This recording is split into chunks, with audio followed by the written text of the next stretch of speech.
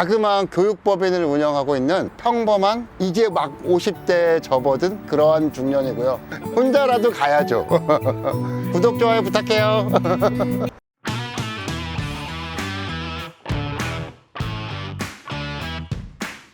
뭐 약간 업무적인 거기도 한데 제가 해외 비즈니스를 하는 게 제 첫 번째 버킷리스트입니다.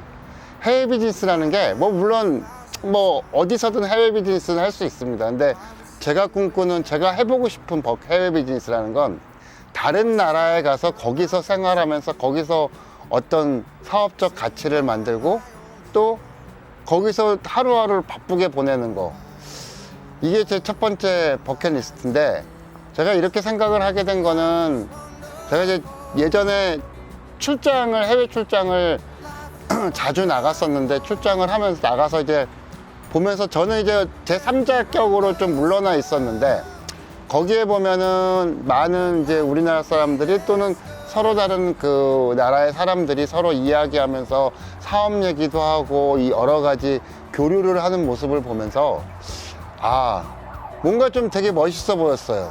물론 영어권에 있는 나라 사람들, 서로 영어권에 있는 다른 나라 사람들끼리 언어가 통할 수 있으니까 이런저런 이야기들을 쉽게 나눌 수 있겠지만, 그런 모습을 보면서 나도 저렇게 해외의 다른 사람들과 이야기를 나누고 거기에 뭔가 또 가치를 내가 만들어내면 좋겠다, 이런 생각들을 되게 많이 했고요.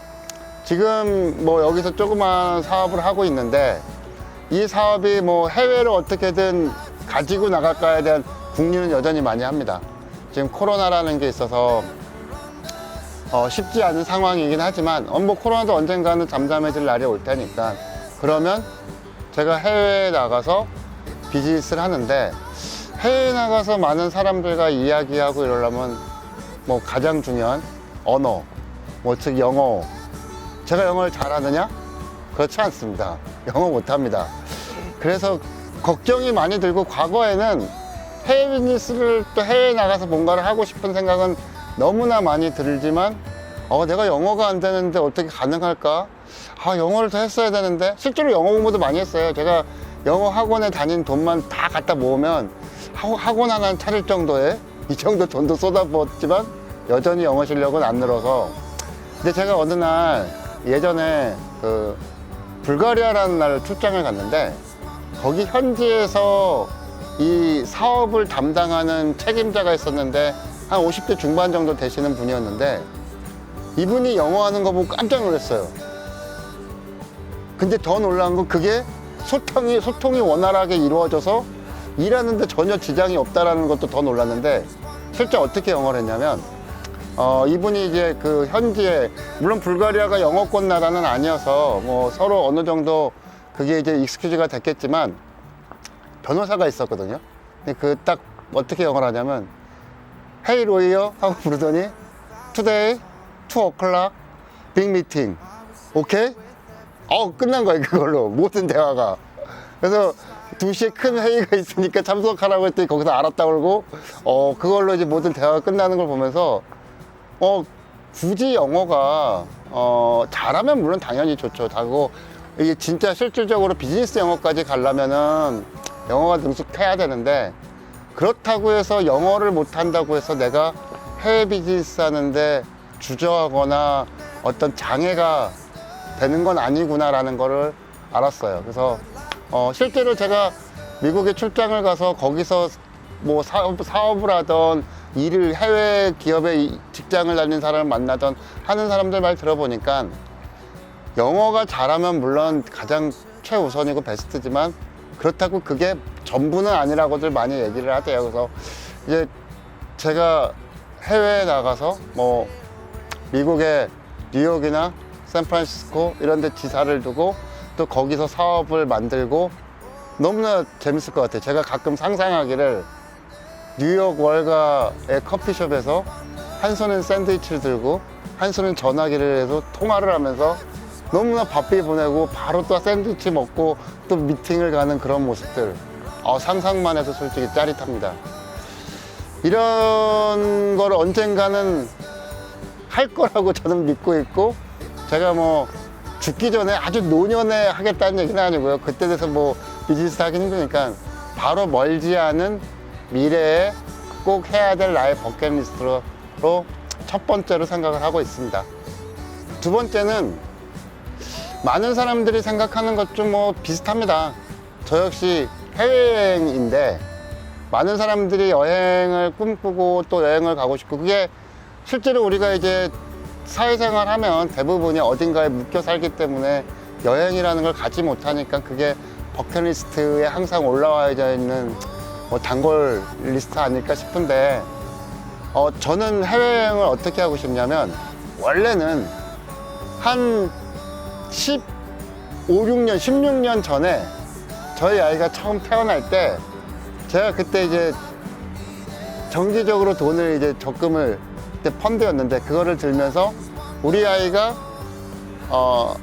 초등학교 6학년이 되면, 그러니까 약 한 11, 2년이 지나면 그때 펀드에 다 들었던 돈을 가지고 해외여행을 한 달 동안, 제가 그때 꿈꿨던 건 배낭여행인데 유럽에, 그래서 한 달 또는 뭐 몇 개월 동안 여행을 가는 생각을 했어요. 그래서 그거를 어떻게 가려고 했냐면, 물론 사전에 아이랑 다 루트를 짜고 뭐 어디를 간다라는 생각을 하고, 실제로 그렇게 다니면서 우리가 뭐 돈을 모았으니까 돈이 모자르진 않으니까 돈이 조금 들더라도 거기서 꼭 가봐야 될 때, 그리고 꼭 먹어야 할 것들을 먹고 가보면서 우리가 우리와 다른 문화를 실질적으로 그 나라에 들어가서 한번 느껴보고 싶었는데, 그러면서 매일매일 여행을 하면 그 하루 저녁마다 일기를 쓰는 거예요, 서로.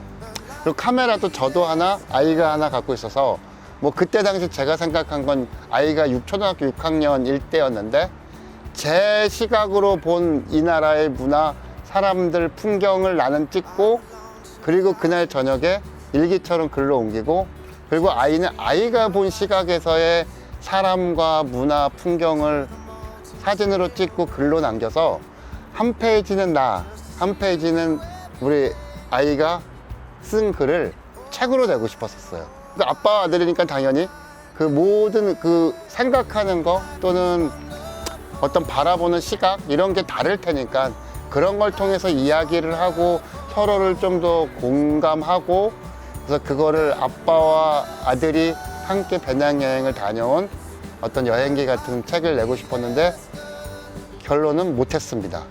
제가 직장을 막 다니고 있었는데 그렇게 휴가를 한 달 동안 휴가 낼래, 사표 낼래, 거의 이 수준이어서 제가 할 수가 없었고, 그래서 뭐 그냥 무야무야 지나갔는데, 나중에 이제 아이가 좀 더 커서 이제 아이도 좀 자유스러워지는 상황이 되고, 뭐 대학생이 된다던가 이런 상황이 되면, 그리고 저도 뭐 어떤 형태로든 한 달 이상의 어떤 휴가든 아니면 뭐 진짜 쉬어야 되는 쉼표를 찍고 있는 상황이든 그런 상황이 된다면 이제 다시 한번 그때 꿈꿨던 거를 해보고 싶습니다. 그래서 제가 실은 20대 때 대학교 다닐 때 배낭여행을 유럽으로 한 달간 갔다 온 적이 있었는데, 그때는 너무나 이제 한정된 예산으로 또 처음, 그때는 뭐 제가 해외여행 자체가 그게 처음이었기 때문에 처음 가는 해외 또 여행, 그리고 한정된 돈으로 솔직히 되게 비효율적으로 좀 다녔어요. 막 너무 많이 걸어 다녀서 꼭 가봐야 될 때를 못 가봤다던가, 뭐 그러다 보니까 뭐 일정도 깨지고, 그래서 그런데 나중에 돌아오고 나서 그런데 가봤으면 좋았을 텐데, 그런 거 한번 나도 먹어봤으면 좋았을 텐데 하는 아쉬움들은 있거든요. 그래서 뭐 유럽을 다시 한번 돌아보고 싶다는 생각도 있지만, 뭐 그게 지금은 꼭 유럽이 아니더라도 내가 가보지 못했던 곳, 이런 데들을 조금은 여유롭게 아들과 함께 또는 뭐 이렇게 와이프 가족과 함께 여행을 같이 좀 여유롭게 여행을 한번 다녀보는 거, 그게 뭐 저의 두 번째 버킷리스트입니다. 제가 세 번째 버킷리스트는 정말 한적하고 여유로운 동네. 솔직히 제가 생각하고 있는 동네도 있습니다. 남한강 주변의 양평, 이런 곳에서 전원주택처럼 이렇게 좀 아담하고 마당에 있는 집을 짓거나 또는 사서 그곳에서 그냥 제가 글을 쓰고 지냈으면, 제가 글 쓰는 걸 좀 좋아하는데 글을 쓰면서 뭐 이런저런 글, 제가 소설 같은 거를 쓰기도 해서 소설도 쓰고 뭔가 이렇게 나만의 공간 속에서 진짜 여유로움, 편안함 이런 걸 느끼면서 글도 쓰고, 또 때로는 저녁 되면은 바베큐라도 해서 뭐 술도 먹고, 그리고 날씨 좋은 어느 날은 정원에 앉아서 책도 한가로이 보고 있고, 이렇게 편안하고 여유롭게 지내도 죄책감이 들지 않고 뭔가 괜찮아, 이래도 괜찮아, 그러니까 나는 아무것도 안 해도 괜찮아 라는 생각이 들어도 뭐 그렇게 해도 하루가 또 잘 흘러가고, 또 그게 나의 마치 일과인 것처럼 느끼고 싶은, 갖고 싶은 세 번째 버킷리스트인데,